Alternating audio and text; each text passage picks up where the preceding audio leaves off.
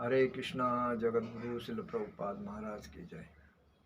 नमो विष्णुपादाय कृष्ण पृष्ठाय भूतले श्रीमते भक्ति वेदांत स्वामी निति नामिने। नमस्ते हे सारस्वती देवे कौरवाणी प्रचारणे निर्विशेष शून्यवादी पाश्चात्य देशता।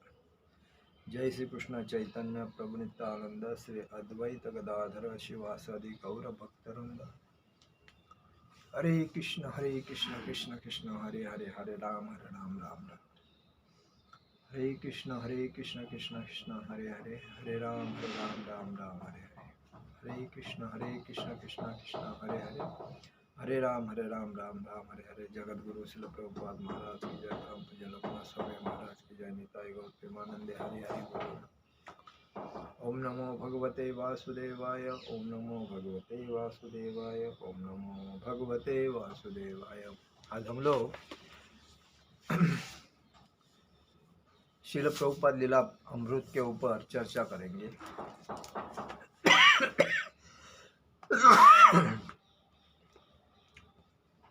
देखिए, जब देश स्वतंत्र होने के पहले प्रभुपाद जी बंगाल में रहते थे और बंगाल में रहने के टाइम पे वहाँ से युद्ध ज़्यादा स्टार्ट हुआ था।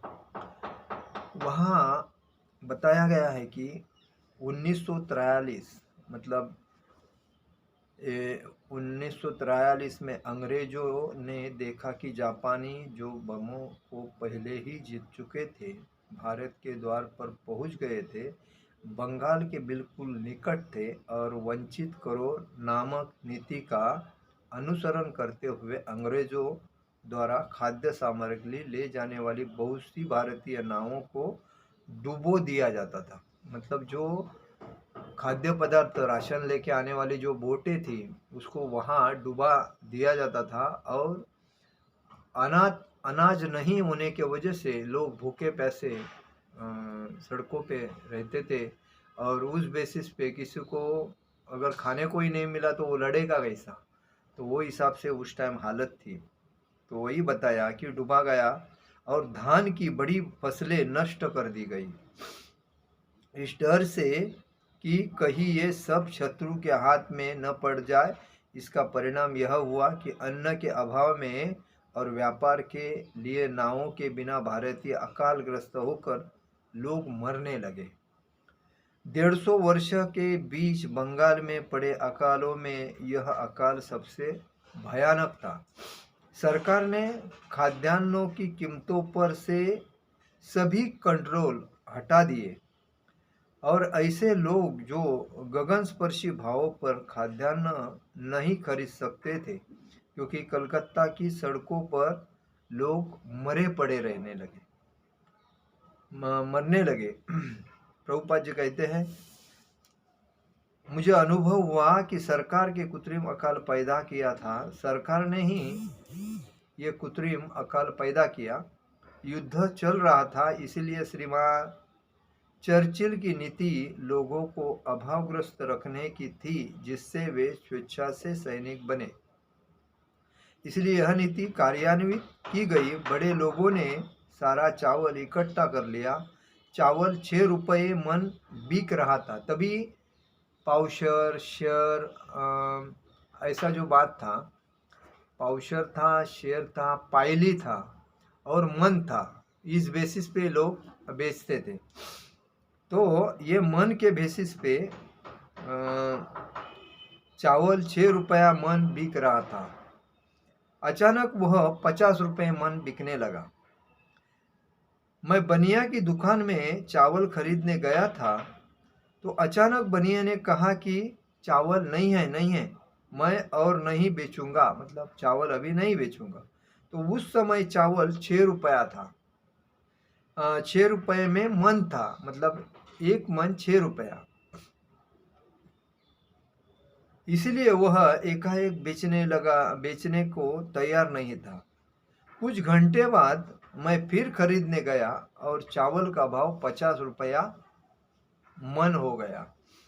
सरकार द्वारा नियुक्त एजेंट चावल और दूसरी चीज़ें जो हर दिन की आवश्यकताएं है खरीदने लगे। वे कोई भी कीमत दे सकते थे क्योंकि मुद्रा उनके हाथों में थे। और वे तथाकथित सैकड़ों डॉलर के नोट छाप सकते थे और भुगतान कर सकते थे। आदमी यह सोचकर संतुष्ट हो जाता है कि मेरे पास सैकड़ों डॉलर है, लेकिन है वह कागज का एक टुकड़ा। देखिए, 1947 में अपना देश स्वतंत्र हुआ। उसके पहले जो अपने देश पे अंग्रेज़ों का शासन था, और अंग्रेज़ों के शासन में हमारे लोगों ने जो तकलीफ़ें सही है, वो आज किसी को याद नहीं है। आज के पॉलिटिकल लोग अपना अपना घर भरते हैं, अपने रिलेटिव का घर भरते हैं, अपने मित्र दोस्तों का घर भरते हैं और आनंद से जीवन जीते हैं। लेकिन वो लोग उनकी यादें भी नहीं निकालते कि जिन्होंने 1947 के पहले जो तकलीफ सही है इस जीवन में। जैसा कि आज हम लोग सोच सकते हैं, एक 70 साल की व्यक्ति है, 80 साल की व्यक्ति है, 90 साल की व्यक्ति है, उसको जाके हम पूछेंगे कि आपने देश स्वतंत्र होने के पहले क्या क्या हाल अपेष्टा निकाले हैं, उस दिन पैसे का वैल्यू क्या था, एक आना दोन आना कौड़ी, रुपया, 10 पैसे, सॉरी 1 पैसा, 2 पैसा, 3 पैसे, 5 पैसे, 10 पैसे, 25 पैसे, 1 रुपया, ये उस टाइम का चलन था। और उसमें कौड़ी भी का अमूल था। और ये जो राशन मिलता था वो किलो के बेसिस पे नहीं मिलता था, वही एक पावशेर, अच्छेर, शेर, पायली आणि मन, इस बेसिस पे बिकता था।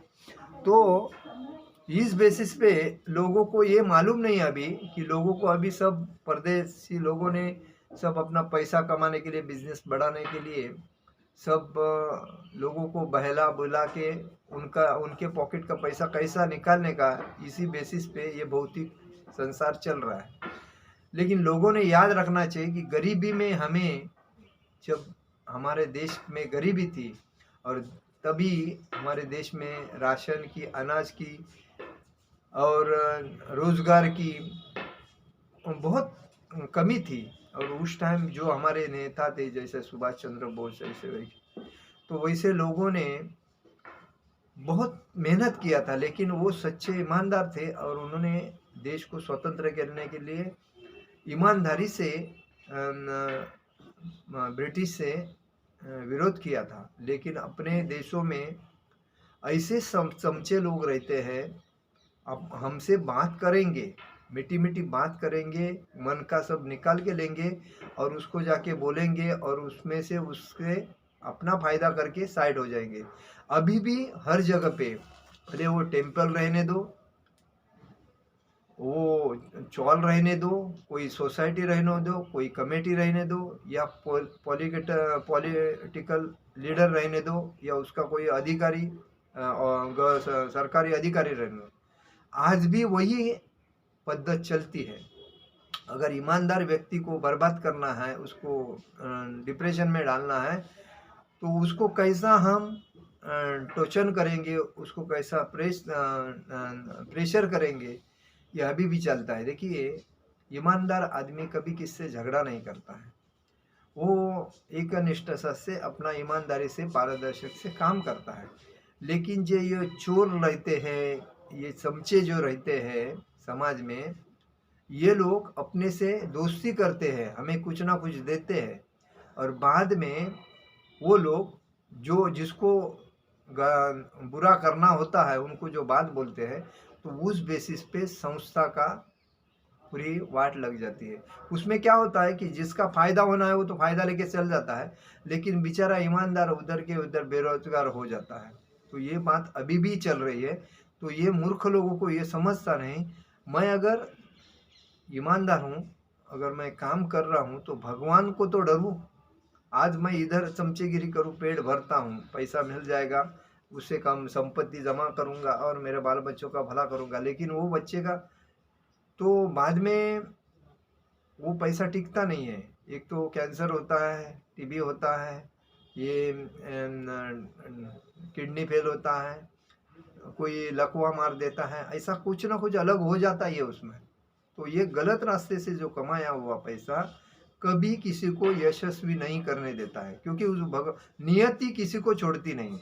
नियति ऐसी चीज है भगवान की, वो सतर्क रहती है और कौन क्या कर रहा है, भले वो ईमानदार है। देखिए भगवान के कहा जाता है भगवान के मंदिर में देर है, अंधेर नहीं है, ऐसा कहा जाता है। तो हर व्यक्ति को ये समझना चाहिए कि हम जो भी कुछ कर रहे हैं तो हम ईमानदारी से करना चाहिए। अगर बेईमानी से करेंगे तो आज हमारा फायदा होगा, हमें लोग कंधे पे लेके नाचेंगे, मौज करेंगे, लेकिन आगे जाके वही लोग हमारे को जूते से मारेंगे, ये समझना चाहिए। तो इधर यही बताया गया है कि उनके पास, ब्रिटिशों के पास सैकड़ों डॉलर थे और उस डॉलर के बेसिस पे वो लोग कुछ ना कुछ करते थे और जनता को तकलीफ देते थे, भारतीय जनता को। तो वही तभी आंदोलन डॉक्टर सुभाष चंद्र बोस इन्होंने बहुत बड़ा किया था और उस आंदोलन में प्रभुपाद जी भी शामिल थे। लेकिन प्रभुपाद जी का उद्देश्य अलग था कि हमें अपने गुरु के मार्गदर्शन के ऊपर चलना है, क्योंकि गुरु ने बताया था ये कितने भी राजकारण करने दो, कितने भी देश स्वतंत्र होने दो, फिर भी ये आज नहीं तो कल इधर के इधर रहेंगे। लेकिन इधर से जो भागवत धाम जाने का जो रास्ता है वो इनको मालूम नहीं पड़ेगा। आज ये लीडर चले गए, कल दूसरे लीडर आए, दूसरे लीडर चले गए, परसों तीसरे आए, तो ये इनका सर्कुलेशन चलता रहेगा। लेकिन जो मैं बोल रहा हूँ, ये बोलने का सिद्धांत ये है कि आप सभी मेरे साथ भागवत धाम आ सकते हो और अपना जो जन्म मिला है मनुष्य जीवन उसका फायदा कर सकते हो। और ये मेरा सिद्धांत है और इसका प्रचार करना जरूरी है। इससे स्वतंत्र होने के बाद जो फायदा होगा उससे हजारों गुना फायदा इससे होगा। तो आपको अगर आगे जाके जन्म ही नहीं मिलेगा, मतलब कोई इसमें आने की जरूरत नहीं, किसमें मनुष्य जीवन में पुनर्जन्म जन्म पुनर्जन्म मरण ये चक्कर में आने की जरूरत नहीं, तो फिर फायदा क्या। लेकिन आपको ये समझना चाहिए कि आपको यहाँ से भागवत धाम जाने का जो रास्ता है तो भक्ति से ही मिल सकता है, अन्यथा नहीं। तो इसीलिए यहाँ कहा गया है कि यदि नीति थी कि तुम्हारे पास पैसे नहीं है, चावल नहीं है, मतलब जिसके पास पैसा नहीं था उसको चावल नहीं मिलता था। तो दूसरा मार्ग खुला है कि वैसे तो तुम सिपाही बनो और सारा पैसा मिलेगा। मतलब उनको एक ज़बरदस्ती करते थे कि तुम्हारे पास पैसा नहीं तो तुमको चावल राशन नहीं मिलेगा, अगर तुम्हारे पास कुछ भी नहीं है तो आओ सिपाही बनो और सेवा में लग जाओ। सिपाही बनने के बाद तुमको पैसा भी मिलेगा, सब कुछ मिलेगा। मतलब ये अंग्रेज लोग, ब्रिटिश लोग उस टाइम ज़बरदस्ती करते थे अपने हिंदू लोगों के ऊपर कि आपको ये होना ही चाहिए। गरीबी के कारण लोग वहां जाने लगे। मैंने देखा बाजार में चावल उपलब्ध नहीं था, लोग भूखे थे, मर रहे थे। मतलब इन्होंने जहाज से जो राशन आता था, चावल वगैरह, उस जहाज को पानी में ही डुबाते थे, तो उधर चावल नहीं मिलता था, तो लोगों को खाने को नहीं मिलने की वजह से लोग भूखे रहते थे, तो भूखे मर जाते थे। छोटे छोटे बच्चे कचरे में जो खाना कोई डालता था उसको, कुत्ते जो कचरे में जाके खाना खाते थे वही खाना बच्चे लोग उस टाइम खा रहे थे, किधर कचरे में। तो उसको कुत्ते को हटा के ये लोग खा रहे थे। ऐसी परिस्थिति उस टाइम थी। 43 की बात है ये। अभय ने अपने परिवार को जिंदा रखने भर को किसी तरह चावल खरीद लिया। मतलब प्रभुपाद जी ने अपने परिवार को चावल पूरना चाहिए, इसलिए उन्होंने कैसा भी करके चावल खरीद करके अपने घर में रख दिया। लेकिन उन्होंने देखा कि भीख मंगों की आबादी नित्य सैकड़ों की संख्या में बढ़ रही थी। वे देखते कि हर महीने सैकड़ों की पटरियों पर और खुली जगहों में भीख मंगों की भीड़ उत्तरोत्तर बढ़ती जा रही थी। देखिए, भीख मंगे कृत्रिम चूल्हे बनाकर अपना खाना पकाते हुए खुले में या पेड़ों के नीचे सोते थे, और उन्होंने देखा कि भूख से मरते बच्चे का कौर खाने के लिए कूड़े के ढेरों को छानते फिरते थे। देखिए, जब भूख से मरते बच्चे कौर खाने के लिए कूड़े मतलब कचरे का ढेर डिगारे के नीचे छानते थे, मतलब देखते थे किधर खाना है क्या। उनके लिए अगला कदम केवल यह रह गया था कि कूड़े कचरे में अपने हिस्से के लिए वे कुत्तों से लड़ाई करते थे। और कलकत्ता की सड़कों में यह भी एक आम दृश्य हो गया था कि अंग्रेज सरकार के पास युद्ध के कामों के अतिरिक्त और किसी काम के लिए समय नहीं था। मतलब सरकार का यही निर्णय था कि लोगों को, हिंदू भारतीय लोग मरे कैसा भी करके, और हम इधर राज्य स्थापन करके इनको गुलाम बनावे, यही उनका सिद्धांत था। और इसी वजह से वो लोगों ने खाना पीना बंद कर दिया था, लोगों को भूखे रहने, क्योंकि इनका इनकम ही नहीं, पैसे का सोर्स नहीं, कहाँ से पैसा लाएंगे और कैसा खरीदेंगे, सब कुछ हालत थी। तो उसकी कोशिश केवल उन लोगों को बचाने की थी जो युद्ध के लिए आवश्यक थे। मतलब अंग्रेज सरकार के पास युद्ध के कामों के अतिरिक्त किसी काम के लिए समय नहीं था, और उसकी कोशिश केवल उन लोगों को बचाने की थी जो युद्ध करने वाले थे। आम जन समुदाय के लिए साम्राज्य का नुस्खा सीधा साधा और एक सा ही था, भूखे मरो। मतलब आम जनता जो थी, उनको तो वही देख रहे थे कि आप भूखे हैं, भूखे मरो, बाकी कुछ नहीं। तो यही बताते हैं श्रील प्रभुपाद जी। एक अमेरिकी सज्जन इस समय मौजूद थे, उनकी टिप्पणी थी कि लोग इस तरह भूख से मर रहे हैं, हमारे देश में तो क्रांति हो जाती। हाँ, लेकिन भारत की जनता की शिक्षा इस प्रकार हुई है कि कृत्रिम अकाल का सामना करते हुए भी दूसरों की संपत्ति को चुराने की और उसकी प्रवृत्ति नहीं हुई। लोग भूखे से मर रहे हैं, इतने पर भी उनका विचार था कि ठीक है कि यह सब कुछ भगवान का दिया हुआ है। वैदिक सभ्यता का यही मूलभूत सिद्धांत है। अभय जानते थे कि प्राकृतिक नियमों के अंतर्गत अभाव को कोई स्थान नहीं है। भगवान की व्यवस्था से पृथ्वी पर्याप्त भोजन पैदा कर सकती है। कठिनाई तो मनुष्य के लोभ के कारण थी। संसार में अभाव का कमी नहीं है। श्री भक्ति सिद्धांत सरस्वती ने कहा था कि केवल कृष्ण भावनामृत की है, और अभय ने 1943 के अकाल को इसी दृष्टि से देखा। पहले से ही अधिक अब यह आध्यात्मिक अंतर्दृष्टि प्रासंगिक लगती थी कि कृष्ण भावनामृत सर्वप्रथम आवश्यकता है, अन्यथा मनुष्य को उसकी इस दूषित मनोवृत्ति से कैसे रोका जा सकता है, जिसे वशीभूत होकर वह लोभी बनता है, संग्रह करता है, युद्ध करता है और इस प्रकार लाखों के लिए दुर्दशा उत्पन्न करता है। देखिए, प्रभुपाद जी के गुरु ने उनको जो बताया था कि लोगों को यह समझना चाहिए कि ये जीवन मिला है, ये जीवन मूल्यवान है। नहीं तो आप इधर बताया, देखिए, अन्यथा मनुष्य इस दूषित मनोवृत्ति से कैसे रोका जा सकता है। ये दूषित मनोवृत्ति है कि लोभी मनुष्य, माया का लोभी मनुष्य माया जमाता है, संग्रह करता है, लोगों को बांटता नहीं, और बाद में उसके दिमाग में अलग अलग विचार आने के बाद वो गलत रास्ता अपनाता है। आज भी देखिए, जितने नेता लोग हैं, जितने श्रीमंत उद्योगपति वगैरह लोग हैं, जिनके पास पैसे की कमी नहीं है, ऐसे लोगों की अगर संतानें देखोगे तो कौन से सही रास्ते पे चल रही है। उनके पिताजी ने, माताजी ने जो पैसा कमाया पब्लिक से, वो तो उनको दिखता है, तो उनको ऐसा लगता है इंजॉय करते रहो, उड़ाते रहो, ये चाहिए वो चाहिए, खरीदते रहते हैं और जीवन की मौज मजा करते हैं।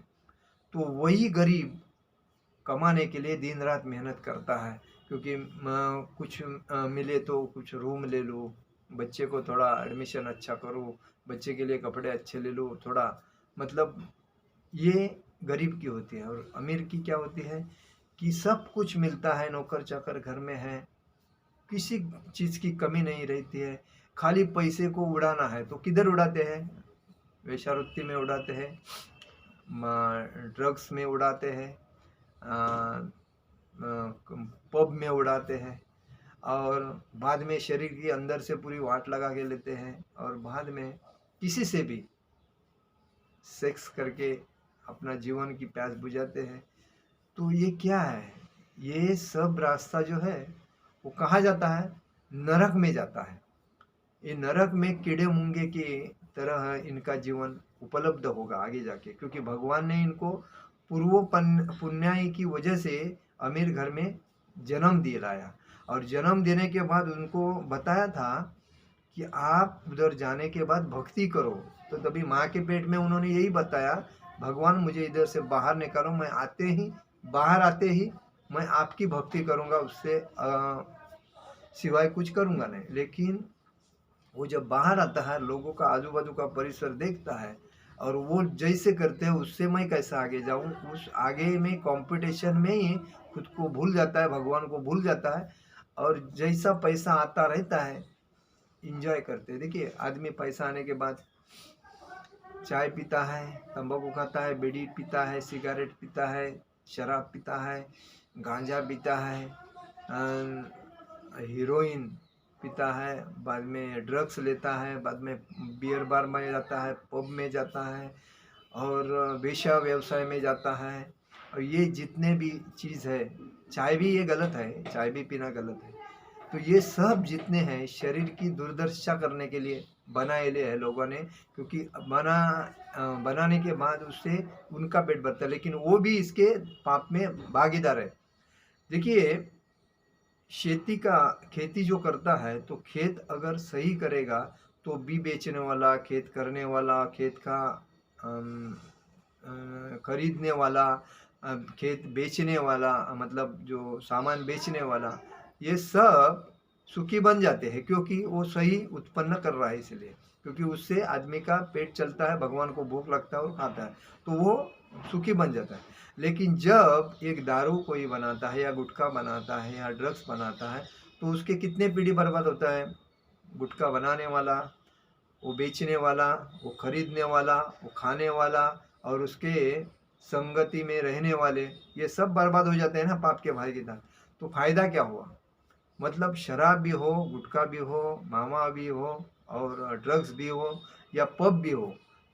देखिए, पब में, ड्रग्स में, बियर बार में काम नहीं करना चाहिए लोगों ने।